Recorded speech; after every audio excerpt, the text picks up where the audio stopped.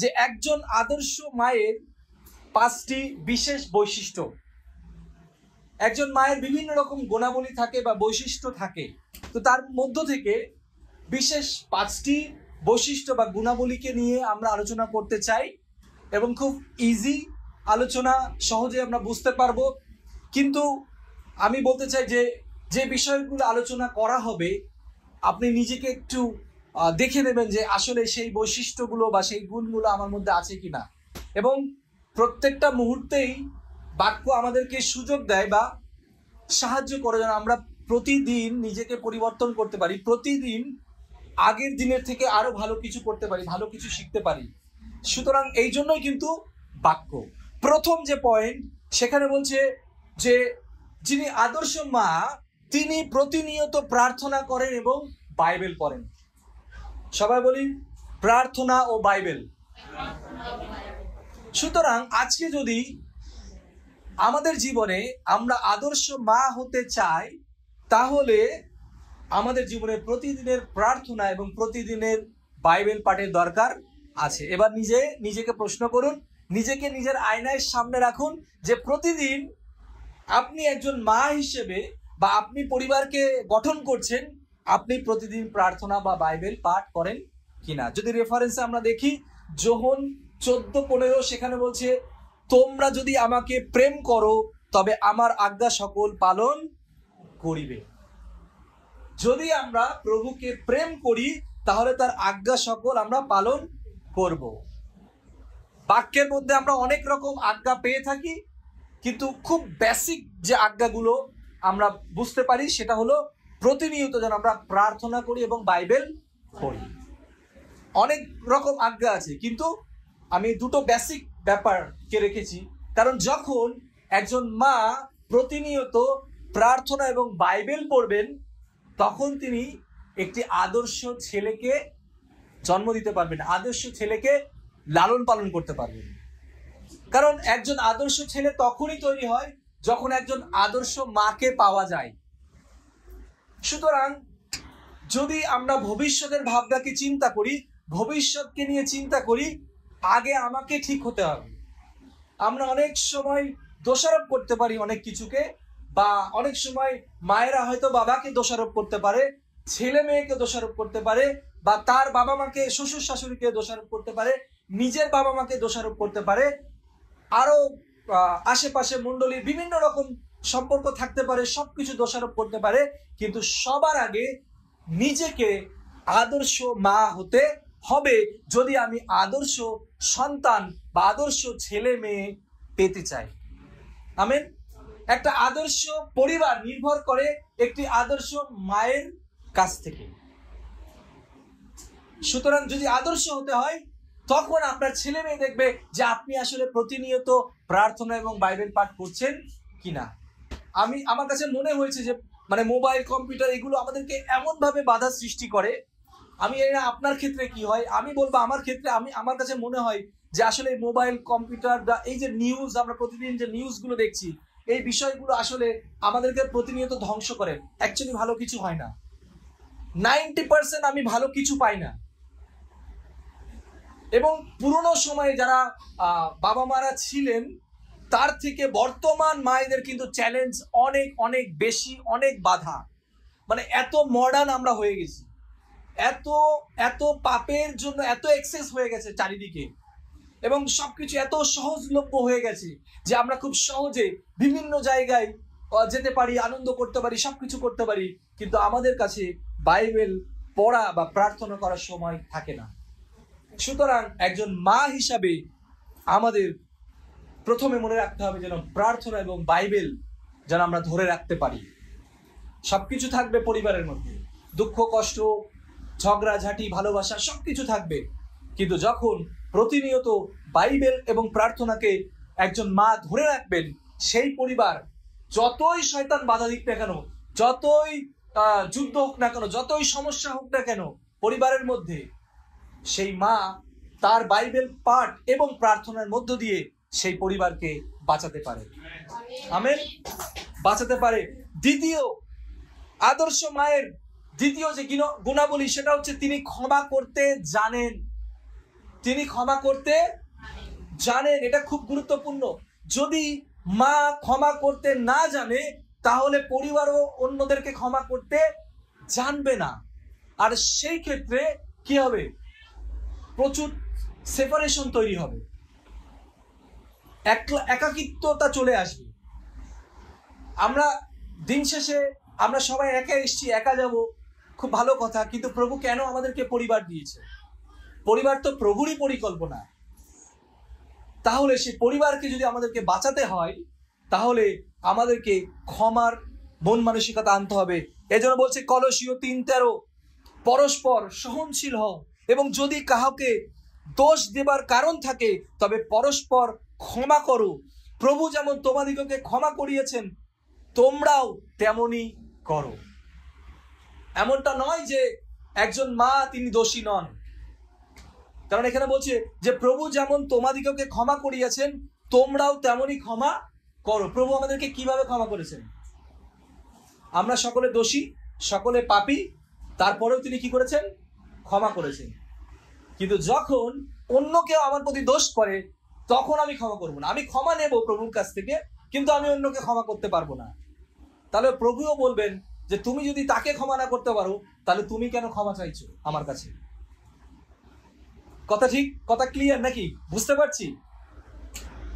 একদম ক্লিয়ার। এবং তিনি সেটাই বলেছেন, এবং এটা কিন্তু এই শুধু কলসীয় 3:13 না, বিভিন্ন জায়গায় তিনি বলেছেন। এমনকি প্রভুর প্রার্থনায় আমরা বলে থাকি, ঠিক না, যে আমরা যেমন অপরাধীকে ক্ষমা করেছি আমাদের পাপকেও তুমি ক্ষমা করো। এটা আমরা ঘোষণা করছি, কিন্তু বাস্তবিক জীবনে যদি আমরা ক্ষমা করার মন মানসিকতা না রাখি তাহলে আমরা ক্ষমা পাবো না। এবং এই জন্য বলছে পরস্পর সহনশীল হও। আগেই বলছিলাম যে মডার্ন সময়ে খুব সহজ, যখন একটু কেউ দোষ করলেই আমি তাকে দোষারোপ করতে পারবো, একটু কেউ দোষ করলেই আমি, এখানে বলছে যে যদি কাউকে দোষ দেবার থাকে তবে পরস্পর ক্ষমা করো। তাহলে বলতে পারতো যদি কারো দোষ দেবার কারণ থাকে তাকে আঘাত করো, তার বিচার করো, তাকে মণ্ডলীর সামনে এনে বিচার করো, তার নামে নালিশ করো, বা তাকে অভিশাপ দাও, এই সমস্ত কথা তো বলতে পারতো। এর একটাও বলেনি। ইভেন এখানে প্রার্থনার কথাও বলেনি, বলছে আগে ক্ষমা করো। অর্থাৎ আপনার বিপক্ষে যদি কেউ অপরাধ করে কি বলছে? তাদেরকে ক্ষমা করো। প্রার্থনার কথাও বলতে পারতো, প্রার্থনা তো পরের কথা, আগেই বলছে ক্ষমা করো। সো ক্ষমা করার বিষয়ে আমি সবসময় আমি নিজে চ্যালেঞ্জ দিই যে সবসময় অ্যাডভান্স পেমেন্ট হয় না, যে আমরা অনেক সময় লোন যখন আমরা নিই অ্যাপসের মধ্যে দিয়ে, আপনি দেখবেন অ্যাডভান্স পেমেন্ট করা যায়, যে আমি যেই তারিখের মধ্যে আমাকে কাটবে তার আগেই আমি অ্যাডভান্স পেমেন্ট করে রাখলাম, তাহলে আমি একদম নিশ্চিন্ত থাকলাম, ঠিক না? সো ক্ষমার ব্যাপারেও আপনি অ্যাডভান্স ক্ষমা করে রেখেছেন। অর্থাৎ আপনি যদি আমাকে একটা বাজে কথা বলেন বা গালাগালি আমাকে করেন, আমি আগে থেকে আমার মাইন্ডটাকে সেট করে রেখেছি যে রাস্তায় যদি আমাকে কেউ কোনো কিছু বলে বা আমাকে কেউ কোনো কিছু যদি আঘাত করে, কষ্ট দেয়, দুঃখ দিয়ে কথা বলে, আমি অ্যাডভান্স এখন থেকেই ক্ষমা করে রাখলাম। যদি আমি সেটা করতে পারি তাহলে যখনই আমাকে কেউ কোনো কিছু বললো ইমিডিয়েট সেই অ্যাডভান্স যে পেমেন্ট বা অ্যাডভান্স যে ক্ষমার যে শক্তিটা সাথে সাথে আমাকে আটকাবে যেন আমি রেসপন্ড না করি। কিন্তু যদি আমার ক্ষমার মনোমানসিকতা না থাকে, আমাকে কেউ কিছু বললেই আমি সাথে সাথে প্রত্যুত্তর দেবো, কিন্তু কারণ ওটা আমার মধ্যে সেট আপ করা নেই। সো নিজেকে যদি প্রোটেক্ট করতে হয় তাহলে ক্ষমা যদি আমাকে দেখাতে হয় তাহলে আমাকে অ্যাডভান্স চিন্তা করে রাখতে হবে। আপনি যখন ঘুমাতে যাচ্ছেন আপনি তখন চিন্তা করবেন যে যদি আমাকে, প্রভু তুমি আমাকে সাহায্য করো, যদি আমাকে কেউ কোনো কিছু বলে আমি তাকে ক্ষমা করে দিতে চাই, আমি তাকে ক্ষমা করে দিয়েছি। লাইক এটা একটা ঘোষণার মতো, ক্ষমা করে দিয়েছি মানে এখনো কিন্তু ঘটনা ঘটেনি আমার সাথে, কিন্তু আমি ক্ষমা করে দিয়েছি। এইবার যখনই আপনি আমাকে উল্টো পাল্টা বলছেন, যখনই আপনি আমার বিপক্ষে দাঁড়াচ্ছেন, বা যখনই লোকেরা আমাকে আঘাত করছে, যখনই লোকেরা আমাকে গালাগালি কমেন্ট করছে, তখনই ওইটা আমাকে স্মরণ করে দিচ্ছে যে আমি তো প্রভুকে বলেছি যে আমাকে যদি কেউ গালাগালি করে, যদি কেউ উল্টো পাল্টা বলে, যদি আমার কোনো কষ্ট দুঃখ যাই আসুক না কেন, আমি তো তাদেরকে ক্ষমা করব। সো আমার বাক্যে আমি ফেসে যাব কিন্তু আমারই উপকার হবে।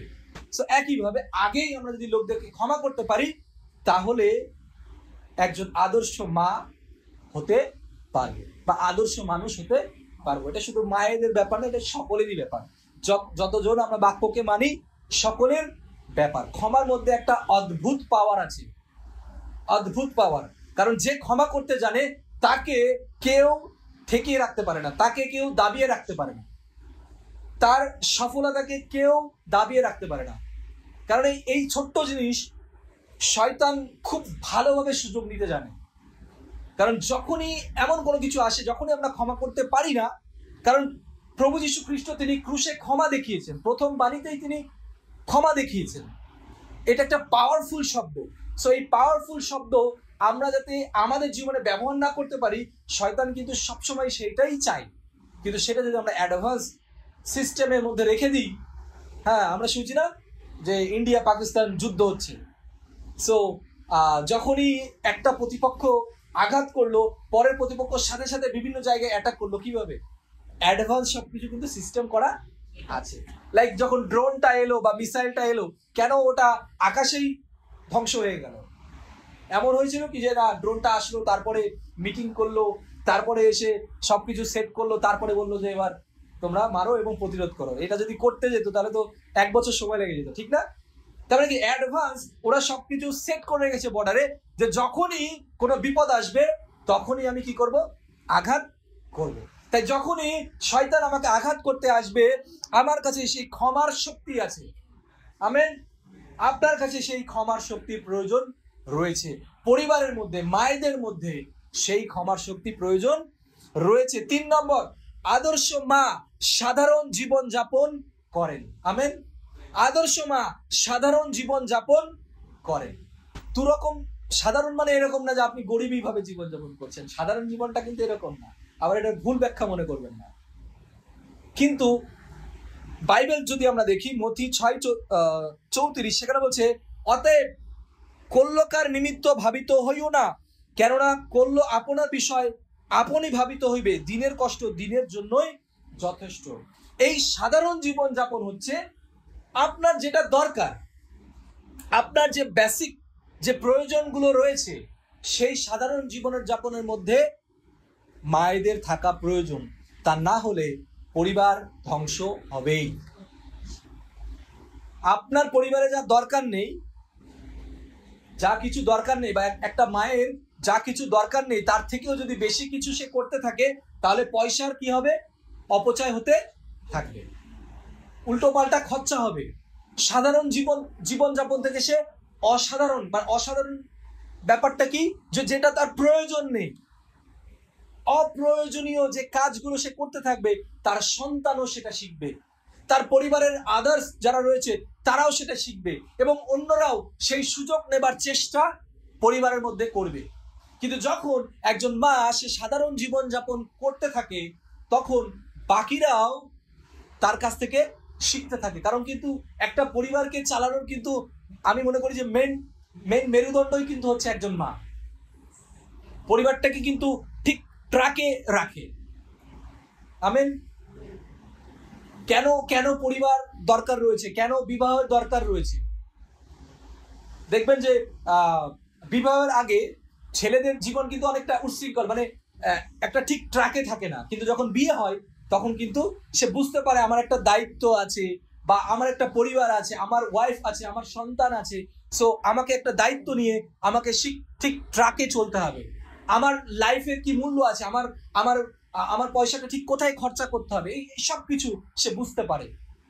কিন্তু যদি একজন মা সে যদি সাধারণ জীবনযাপন না করে, তাহলে কিন্তু ট্র্যাকে তো উঠতেই পারবে না, বরং সেই হাজবেন্ড বা সেই পরিবার বা সেই ছেলে মেয়ে নর্দমার মধ্যে পড়ে যাবে। সুতরাং সাধারণ জীবনযাপন অর্থাৎ যেটা দরকার, যেটা ঠিক আছে, যেটা মঙ্গল পরিবারের জন্য, একজন মা যদি সেই চিন্তা করে এগোতে পারে, তাহলে সেই পরিবার ঠিক থাকবে। সুতরাং চিন্তা করতে হবে একজন মাকে, প্রভু তুমি আমাকে সাহায্য করো, আমি কি যা তুমি চাইছো না সেটা আমি ভেবে ফেলছি, বা এমন কোনো কিছু চিন্তা করছি, এমন কিছু করে ফেলছি যা প্রভু তোমার বিপক্ষে, বা আমার পরিবার বিপদের মধ্যে পড়ে যাবে, আমি কি সেই ধরনের কোনো কিছু চিন্তা করছি কিনা, সেই ধরনের লাইফ আমি লিড করছি কিনা। সুতরাং যদি আজকে আপনি আদর্শ মা হতে চান, আপনার জীবন যেন সাধারণ হয়, যেটা বেসিক, ভেরি গুড, যা আপনার দরকার অবশ্যই প্রভু তা যোগান দেবেন। কিন্তু যখন তার উপরে ঊর্ধ্বে আমরা চলে যাব, প্রভুর আশীর্বাদ আমাদের কাছ থেকে কিন্তু সরে যাবে। সাধারণ মানে গরিবই না, আমাদের অবশ্যই থাকবে, প্রভু আমাদেরকে অবশ্যই ব্লেসিংস করবে, কিন্তু তার মধ্যেও মনে রাখতে হবে যে কোনো কিছুর অতিরিক্ত ভালো না। ইয়েস, এই জন্য বাইবেল কিন্তু সেটাই বলছে, মতি 6:34। এবং এরপরে 4 নম্বর, মা যিনি ভালো কাজে উৎসাহ প্রদান করেন। মা সবসময় ভালো কাজে উৎসাহ প্রদান করবেন। সেদিনকে পাস্টর একটি টেস্টিমনি না, একটা ঘটনা বলছিলেন যে একজনের মা এবং তার মেয়ে, এবং সেই মা তার মেয়েকে একদম মানে ভুল জায়গায়, ইচ্ছাকৃতভাবে ভুল জায়গায় তাকে পাঠানোর চেষ্টা করছিল। সুতরাং বর্তমান সময়ে কিন্তু এইরকম মাও আছে।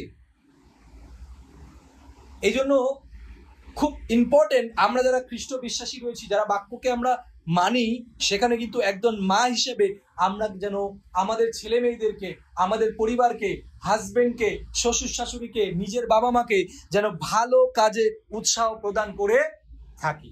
আমেন। ভালো কাজে উৎসাহ প্রদান করে থাকি, এটা খুব ইম্পর্টেন্ট। এবং যদি আমরা দেখি প্রথম থিসসলুনিকীয় 5:11, সেখানে বলছে, তোমরা পরস্পরকে আশ্বাস দাও এবং একে অন্যজনকে গাঁথিয়া তোলো। একে অন্যকে গাঁথিয়া তোলো। তাই মাদেরকে বলছে যে আমরা যেন পরস্পরকে আশ্বাস দিই। যখন হতাশা, প্রথম থিসসলুনিকীয় 5:11, যে আশা আমাদের জীবনে দরকার রয়েছে, যখন হতাশার মধ্যে কেউ চলে যায়, যখন কোনো সমাধান নেই, যখন বুঝতে পারছি না কি করতে হবে। অনেক সময় হয় যে, এটা সবাই জানে, আমরা আমাদের পরিবারে যখন কারোর কাছে পয়সা থাকে না, মার কাছে কিছু না কিছু পয়সা এদিক সেদিক থেকে বেরিয়ে আসবেই, হয় না? মানে মায়েরা এদিক সেদিক করে কিছু কিছু পয়সা কিন্তু ঠিকই জমিয়ে রাখে। সো এই যে আশ্বাস দেওয়া, অর্থাৎ, এবং শেষ যদি পয়সা নাও থাকে, যদি স্বর্ণের কোনো কিছু থাকে, বলে যে এটা বিক্রি করে পয়সাটা জোগাড় করো। মানে কি, শেষ আশ্বাস বা একটা আশা শুধু মুখে নয়, মা শুধু মুখে নয়, কিন্তু তিনি কাজেও করিয়ে দেখান, তিনি কাজেও সফলতা দেখান। এবং সেই জন্য বলছে তিনি গাঁথিয়া তোলেন, তিনি পরিবারকে গাঁথিয়া তোলেন।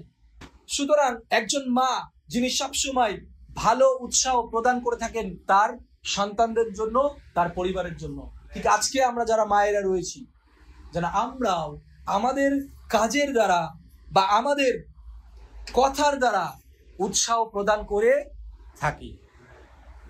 এমন কোনো কিছু আমরা না বলি যার দ্বারা নিরুৎসাহিত হয়ে যায়, তাই না? হাজবেন্ড যখন বাইরে কাজ করে, অনেক রকম বিষয় থাকে, অনেক তাদের স্ট্রেস থাকে, অনেক ধরনের হতাশা, বাইরে অনেক রকমের হতাশা রকমের কাজ থাকে, তাদেরকে সেগুলোকে ম্যানেজ করে বাড়িতে আসতে হয়। এবার বাড়িতে আসার পরে যদি আপনার কাছ থেকে যদি আবারও নিরুৎসাহিত কিছু সে শোনে, তাহলে সে আসলে আস্তে আস্তে অনেক কিছুর আশা ছেড়ে দেয়। কিন্তু যখন আপনি একটা উৎসাহমূলক তাকে কথা বলবেন, না এটা হবে, আমরা একসাথে চেষ্টা করে দেখি যে অর্থটা কিভাবে জোগাড় করা যায়, কিভাবে এই সমস্যাটাকে সমাধান করা যায়, তখন কিন্তু যিনি হাজবেন্ড থাকেন তিনি আরো উৎসাহ পান। যখন সন্তান রেজাল্ট ভালো করছে না, বা সন্তান কোনো সমস্যার মধ্যে পড়েছে, বা অসুস্থতার মধ্যে রয়েছে, বা স্কুলে তাকে কেউ বাজে কিছু একটা বলেছে, কিন্তু তার মা যদি প্রতিনিয়ত বলে, হ্যাঁ তোকে এটা বলেছে, চল আমি গিয়েও মারামারি করি, তাহলে হবে। কিন্তু সে মা যদি উৎসাহ দিয়ে বলে যে না, তারা তো আসলে প্রভুকে জানে না, কিন্তু তুমি তোমার ব্যবহারের মধ্য দিয়ে এমন কিছু করো যেন তারা তোমার কাছ থেকে প্রভু যিশুকে জানতে পারে। সো তাদেরকে উৎসাহ দেওয়াটা কিন্তু খুব গুরুত্বপূর্ণ। এই ছেলে মেয়েদেরকে উৎসাহ দেওয়াটা গুরুত্বপূর্ণ। যখন তারা মণ্ডলীতে আসছে, আপনার সাথে বসে আছে, তাদেরকেও আপনি হয়তোবা তারা একটু দৌড়াদৌড়ি করবে, এদিক সেদিকে যাবে, অনেক কিছু করবে, তাদেরকে উৎসাহ প্রদান করতে হবে যে প্রচার শোনো, তুমি অংশগ্রহণ করো বিভিন্ন সময়। বাচ্চারা বিভিন্ন ভাবে মণ্ডলীর সাথে যখন সংযুক্ত থাকে, ও তখন এখন হয়তো অতটা বুঝতে পারছে না, কিন্তু কিছুটা হলেও বুঝতে পারছে যে আমি এই পরিবারেরই অংশ, মণ্ডলীরই একটা অংশ, আমি কিছু একটা করছি, মানে কি উৎসাহ। তারপরে তার মা তাকে পাঠাচ্ছে, তুমি এটা করো, মণ্ডলীর সাথে এটা করো, মণ্ডলীর সাথে থাকো। এরকম নয় যে তুমি শুধু এখানে দৌড়াদৌড়ি করছো, আসছো যাচ্ছ, সেটা আমরা কিছুই বুঝতে পারবে না।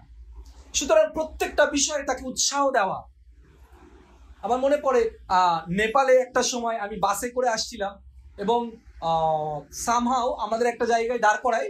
আমি চিন্তা করেছিলাম যে আমাদের হয়তো বা আরো কিছুক্ষণ পরে আবার দাঁড়াবে, কিন্তু লং টাইম, একটা লং জার্নি ছিল, আর তখন লং টাইম হয়ে গেছে, কিন্তু কেউ মানে গাড়িটা থামাচ্ছিল না। সো তখন আমার অনেক মানে খিদে লেগেছিল, কারণ লাস্ট যখন আমি যেখানে দাঁড়িয়েছিল সেখানে কোনো খাবার কিনিনি। সো আমি বসেছিলাম, পাশে একটা ছোট্ট মেয়ে বসেছিল, তার পাশে তার মা বসেছিল, আর তারা একটা খাবার খুললো। আর যখনই তারা বড় প্যাকেটের একটা খাবার খুললো, খাবার খোলার পরেই তার মার সাথে সাথে বললো, ওই আঙ্কেলটাকে আগে দাও। আমি কথাও বলিনি তাদের সাথে, আমি কথাও কিন্তু বলিনি, কিন্তু তার মা তাকে প্রথমে শেখালো, তুমি খাবারে হাত দেবার আগে তোমার পাশে যে আছে সে খাবে কিনা তুমি জিজ্ঞাসা করে নিতে পারো। ভালো কাজে উৎসাহ। এই ছোট ছোট বিষয় আপনার ছেলে মেয়ে কিন্তু আপনার কাছ থেকেই শিখবে, আপনার কাছ থেকেই শিখবে। এটা ফেসবুকের মধ্যে আসবে না, এটা আপনার কাছ থেকে প্র্যাকটিক্যালি তারা দেখবে, যা দেখবে তাই শিখবে।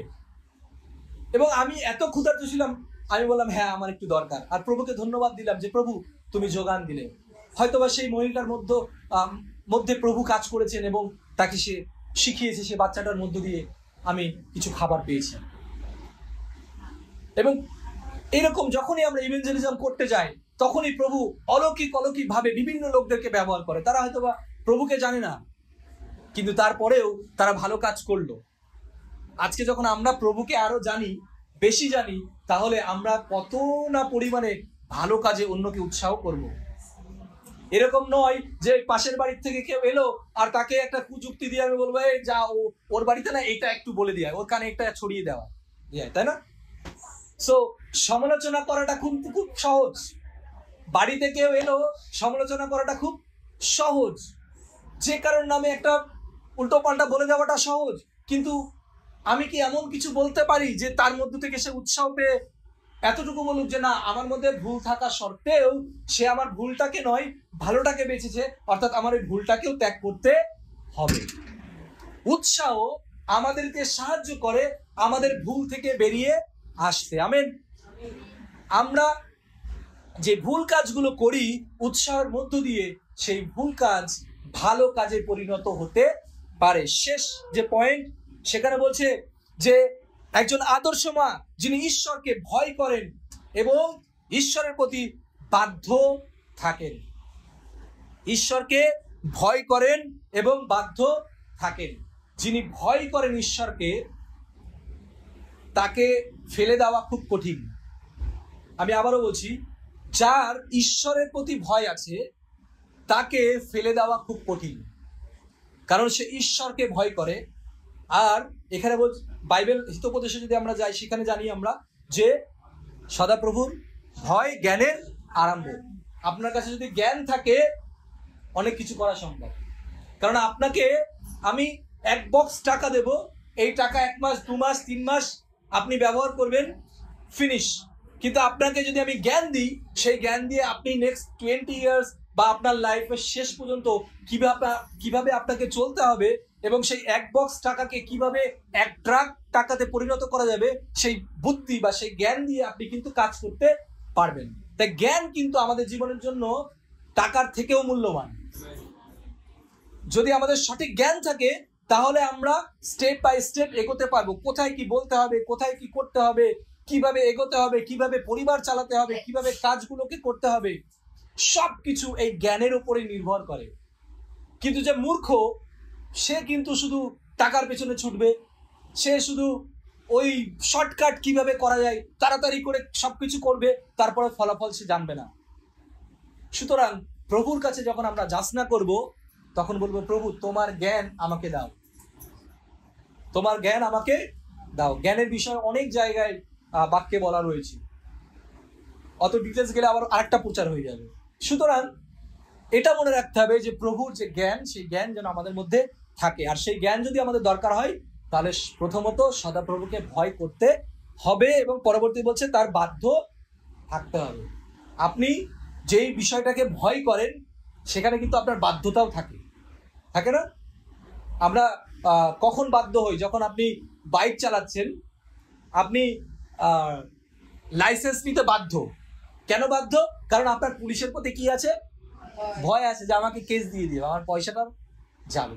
সো সেম একইভাবে যদি ঈশ্বরের প্রতি আপনার ভয় থাকে, তাহলে আপনার বাধ্যতাও থাকবে যে না, আমি এটা করতে পারি না, এই অন্যায়টা করতে পারি না, কারণ সদাপ্রভু আমাকে পানিশমেন্ট দেবে আমার জন্য। তাহলে কিন্তু নরক অপেক্ষা করছে। আর নরকের যন্ত্রণা কেউ কি চায়? নরকের যন্ত্রণা যদি চাই তাহলে তো আর এখানে বসে থাকতাম না, তাই না? সত্যি কথা, ঠিক না? সো যখনই আমাদেরকে বলা হয়, আমাদের ছোটবেলায় সানডে স্কুল যখন করতাম তখন বলতো কে কে স্বর্গে যেতে চায়, আমরা তো 2 হাত তুলে দিতে পারি, 2 পা তুলে দিতে পারলে আরো ভালো, ঠিক না? মানে স্বর্গ আর নরক এই দুটো শব্দ কিন্তু খুব সহজে আমরা বুঝতে পারি। সুতরাং নরকে আমরা কেউই যেতে চাই না, কিন্তু স্বর্গে যাবার জন্য যে কাজগুলো করতে হয় সেগুলোও কেউ করতে চায় না। তাহলে তো হবে না, হবে না। সুতরাং সদাপ্রভুকে ভয় করতে হবে, তার বাক্যের নির্দেশ অনুসারে চলতে হবে। এই জন্য হিতোপদেশ 31:30 বলছে, লাবণ্য মিথ্যা, সৌন্দর্য অসার, কিন্তু যে স্ত্রী সদাপ্রভুকে ভয় করেন তিনি প্রশংসনীয়। অর্থাৎ আমরা যারা মায়েরা আছি, লোকেরা আমাদের প্রশংসা করছে কিনা? লোকেরা বলছে হ্যাঁ, ওই বাড়ির যে মা আছে না, খুব ভালো, তার সন্তানকে অনেক যত্ন করে, তার হাজবেন্ডকে সে যত্ন করে, হাজবেন্ডকে রেসপেক্ট করে, তার শ্বশুর শাশুড়িকে সম্মান করে, দায়িত্ব নেয়, তার নিজ বাবা মাকে দায়িত্ব নেয়, অন্যকে উৎসাহ দেয়, মণ্ডলীতে সাহায্য করে, লোকদেরকে দান করে। মানে অনেক রকম বিষয় আছে, একটার মধ্যে আমরা সীমাবদ্ধ, অনেক কিছু। তাহলে এই প্রশংসা আমি আমাকে না করি, কিন্তু এই প্রশংসা লোকেরা করুক, ঠিক আছে, লোকেরা বলুক, ঠিক আছে, লোকেরা না বললেও কোনো ব্যাপার নেই, কিন্তু আগে আমি নিজেকে প্রশ্ন করি যে আমার মধ্যে সদাপ্রভুর ভয় আছে কিনা, নাকি আমার সৌন্দর্য আর এই লাবণ্য মিথ্যা নিয়ে আমি পড়ে আছি। কারণ অনেক সময় সৌন্দর্য আমাদের জন্য বড় সমস্যা হয়ে দাঁড়ায়, বাধা হয়ে দাঁড়ায়, আমরা অহংকারী হয়ে পড়ি। মানে এই যে সাময়িক সৌন্দর্যের জন্য আমরা মনে করি ও আমি তো অনেক সুন্দর, আমাকে তো অনেকে মেসেজ করে, মানে আমি অনেকের সাথে সম্পর্ক রাখতে পারি, ইভেন অনেকে তাকে ছেলে মেয়ে হয়ে গেছে, তারপরেও তারা সম্পর্ক রেখে দিয়েছে, বা একটু মোবাইলে যদি বাহবা পায় তাদের খুব ভালো লাগে। কিন্তু এর সবকিছুই যে অসার এবং এই সবকিছুই যে শেষ হয়ে যাবে সেটা চিন্তা আমরা করি না। আমি বলিনি এর মানে এই নয় যে আপনি সুন্দরভাবে থাকবেন না, সেজে গুজে থাকবেন না, সুন্দর ড্রেস পরবেন না, এরকম নয়। কিন্তু বলছে যে সদাপ্রভুর প্রতি আপনার ভয় আছে কিনা। যদি ভয় থাকে তাহলে আপনার প্রাধান্য হবে সদাপ্রভুই, আপনার প্রাধান্য হবে তার বাধ্যতা। আপনি মণ্ডলীতে আসবেন আপনাকে দেখানোর জন্য না, আপনি রাস্তাঘাটে চলবেন আপনার সৌন্দর্য দেখানোর জন্য নয়, কিন্তু আপনার অন্তরে যেই সৌন্দর্য আছে সেই সৌন্দর্য হচ্ছে প্রভুর বাক্য, সেই সৌন্দর্যকে তুলে ধরতে হবে। আমেন। সুতরাং আমাদের মায়েরা যখন কথা বলবে, আমাদের মায়েরা যখন প্রার্থনা করবে, আমাদের মায়েরা যখন ক্ষমা করবে, সাধারণ জীবন যাপন করবে, অন্যকে উৎসাহ দেবে, তখনই বোঝা যাবে যে সত্যি তিনি আদর্শ মা এবং সত্যিকার অর্থে প্রভু যিশু আমাদের সাথে আছেন, পরিবারের সাথে আছেন। আমেন। চলুন আমরা চোখ বন্ধ করি। প্রভু তুমি সুন্দর মায়েদেরকে দিয়েছো প্রভু এই মণ্ডলীতে, তাই তোমাকে ধন্যবাদ দিই। এই মায়েদেরকে তুমি অনেক আশীর্বাদ করেছো, তাই তোমাকে ধন্যবাদ দিই। যে বাক্য আজকে তুমি দিয়েছো, যে 5টি পয়েন্ট আমরা দেখেছি প্রভু, যদি আজও এখনো পর্যন্ত সেই পয়েন্টগুলো বা সেই বাক্যের যদি কোথাও কোনো ল্যাকিং থাকে বা কোথাও এখনো শর্টেজ থাকে, যে সেখানে আরো তাদের ইমপ্রুভ করার জায়গা রয়েছে, প্রভু তুমি দয়া করো, অনুগ্রহ করো, আজকে নতুন করে তাদেরকে শিখতে সাহায্য করো প্রভু। কেননা প্রভু তুমি চাও না যে কোনো পরিবার ধ্বংস হোক, তাই যদি আজকে এই পরিবার রক্ষা পেতে হয়, তাহলে মায়েদেরকে এগিয়ে আসতে হবে প্রভু যিশু, মায়েদেরকে আদর্শ হতে হবে প্রভু যিশু, তোমার বাক্যের আদর্শে তাদেরকে চলতে হবে, তাহলেই তাদের সন্তানেরাও আদর্শ হবে, তাদের হাজবেন্ডরা আরো আদর্শ হবে, তাদের পরিবারের আরো যারা আত্মীয় স্বজন রয়েছে তারাও তোমার আদর্শে চলতে পারবে।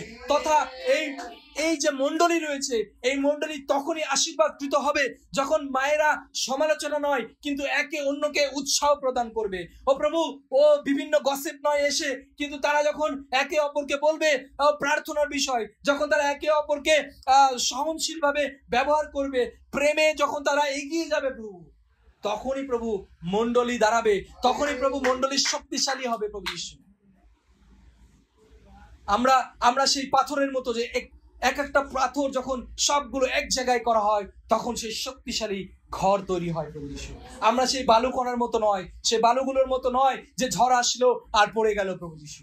তাই আজকে এই মণ্ডলীর মায়েদেরকে তুমি শক্তিশালী করো, যারা এই বাক্যকে শুনছে তাদেরকে শক্তিশালী করো, যেন প্রভু ইউনাইট হয়ে প্রভু সবাই একসাথে একত্রিত হয়ে প্রভু যেন মণ্ডলীকে ধরে রাখতে পারে, পরিবারগুলোকে ধরে রাখতে পারে। তুমি সাহায্য করো, শয়তানকে যেন তারা প্রতিহত করতে পারে তাদের আদর্শের মধ্য দিয়ে প্রভু তুমি সাহায্য করো, তুমি দয়া করো প্রত্যেকটা মাকে প্রভু। সাথে সাথে প্রভু তাদের যে সন্তানরা রয়েছে প্রভু, এখন প্রভু শয়তান চারিদিক থেকে সেই সন্তানদেরকে চুরি করার চেষ্টা করছে প্রভু। ও প্রভু, তারা যেন হারিয়ে যায় সেই চেষ্টা করছে, মণ্ডলীর মধ্যে সেই সন্তানদের মধ্য দিয়ে সমস্যা তৈরি করার চেষ্টা করছে প্রভু যিশু। ও মায়েদেরকে বিচলিত করার চেষ্টা করছে, বাবাদেরকে কষ্ট দেওয়ার চেষ্টা করছে প্রভু যিশু। তুমি সাহায্য করো, দয়া করো, যেন এই মায়েরা তাদেরকে সঠিকভাবে পরিচালনা দান করতে পারে প্রভু যিশু। কারণ তাদের সেই সঠিক পরিচালনায়, তাদের সেই সঠিক পরিচর্যায় যেন তারা সুন্দরভাবে গড়ে উঠতে পারে, মণ্ডলীর সাথে থাকতে পারে, তোমার সাথে থাকতে পারে প্রভু যিশু। সর্বোপরি তোমার জ্ঞান আমরা যাচনা করি প্রভু যিশু, যেন তোমার শক্তিতে প্রভু যিশু। ও প্রভু, এই জগতে পড়াশোনা করে বা আমরা নিজেরা অনেক রকম লেখাপড়া করে বা বিভিন্ন ভাবে চিন্তা করে কিছু করতে পারি, কিন্তু সেটা লিমিটেশন রয়েছে প্রভু। কিন্তু যখন তুমি আমাদেরকে জ্ঞান দাও, যখন তুমি আমাদেরকে পরিচালনা দাও প্রভু, তখন সব থেকে উত্তম পরিচালনা হয়, সব থেকে বেস্ট সেবা পরিবারের মধ্যে তখন তৈরি হয় প্রভু যিশু। তাই তুমি তোমার সেবাকে দাও প্রভু যিশু। সর্বোপরি এবং শেষ প্রভু, তুমি প্রভু পরিবারের মাথা প্রভু, তুমি মণ্ডলীর মাথা প্রভু। যদি তোমার উপস্থিতি না থাকে তাহলে কিন্তু প্রত্যেকটা মা বৃথা হয়ে যাবে, প্রত্যেকটা পরিবার বৃথা হয়ে যাবে। আজকে এই বিশেষ দিনে আমি সেই প্রার্থনা করি, এবং যারা মায়েরা রয়েছে সেই প্রার্থনা করছেও প্রভু তোমার কাছে, যে তোমার পরিচালনা তুমি তাদের মধ্যে দাও প্রভু। এখনো যদি কোনো কিছু থেকে থাকে, যা কিছু আদর্শ মা হতে তাদেরকে বাধাগ্রস্ত করছে, এই মুহূর্তে প্রভু যীশু খ্রিস্টের নামে তা ধ্বংস হোক, ক্যান্সেল হোক। হালেলুয়া প্রভু, তুমি দয়া করো, দয়া করো, দয়া করো। তোমার নামে চাইলাম, আমেন, আমেন, আমেন।